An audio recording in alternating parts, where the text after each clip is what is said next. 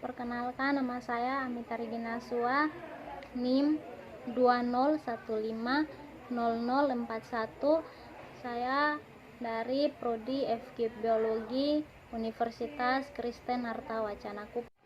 Nah, di sini saya akan menjelaskan tentang 7 topik. Yang pertama, pengertian DNA rekombinan. Yang kedua, tujuan dari DNA rekombinan. Yang ketiga itu prinsip DNA rekombinan. Yang keempat, manfaat DNA rekombinan. Yang kelima, tahapan DNA rekombinan. Dan yang terakhir itu teknologi DNA rekombinan. Nah, yang pertama, pengertian dari DNA rekombinan.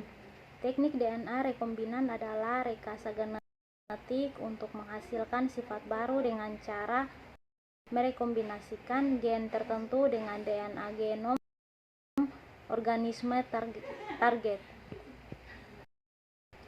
Teknologi DNA rekombinan merupakan suatu teknik penggabungan DNA dari spesies yang berbeda sehingga akan diperoleh organisme baru dengan sifat-sifat yang diinginkan.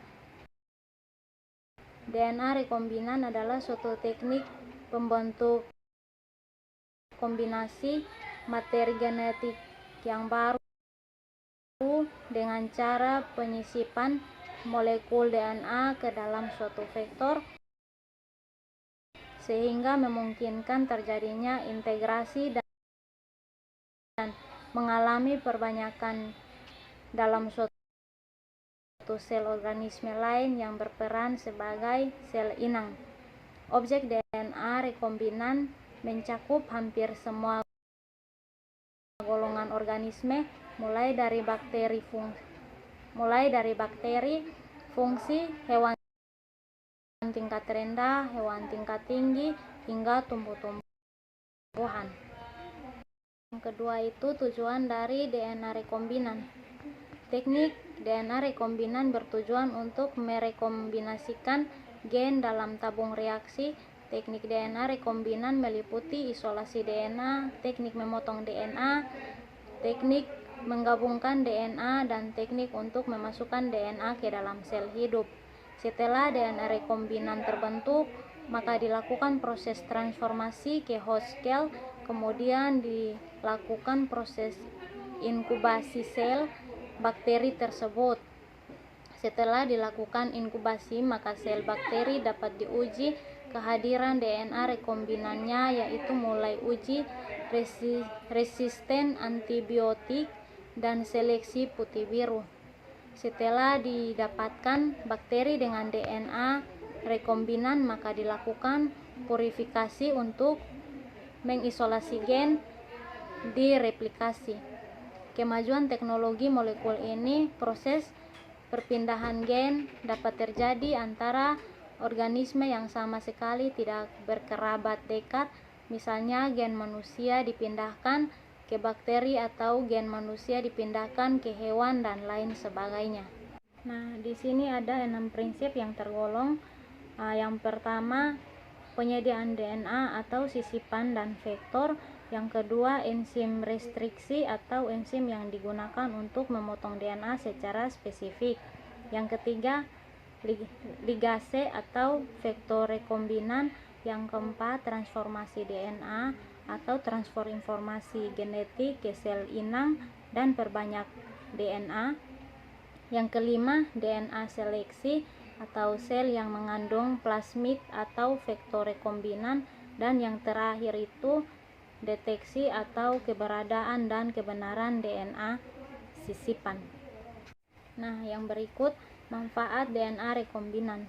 Teknologi DNA rekombinan telah memberikan banyak manfaat bagi perkembangan ilmu pengetahuan maupun bagi kehidupan manusia sehari-hari.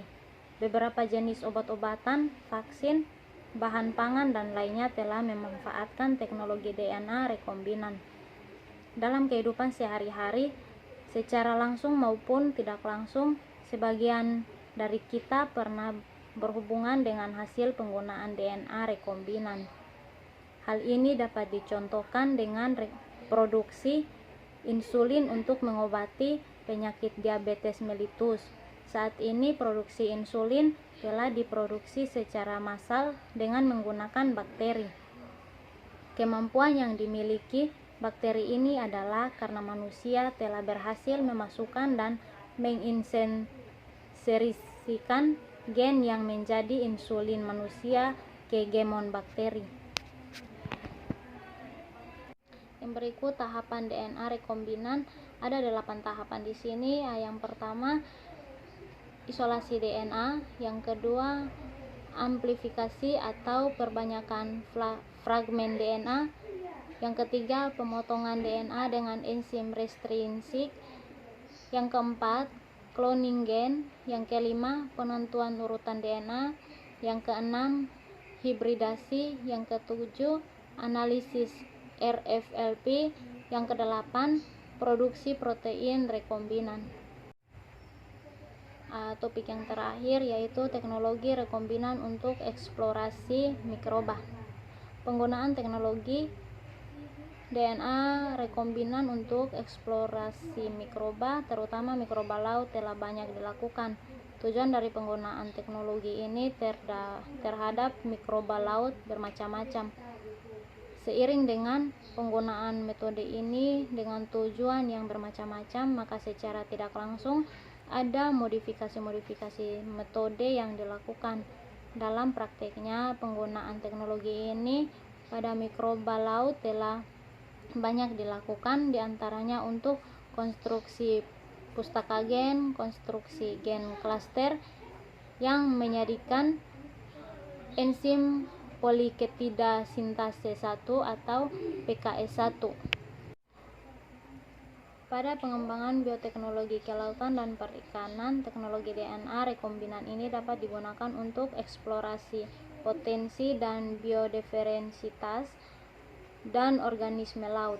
Organisme laut atau dalam hal ini mikroba laut yang sebelumnya hanya merupakan kekayaan alam laut yang potensial dan belum memberikan nilai tambah, maka dengan teknologi DNA rekombinan dapat ditingkatkan nilai tambahnya untuk menghasilkan.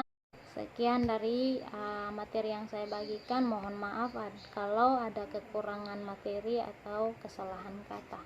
Terima kasih.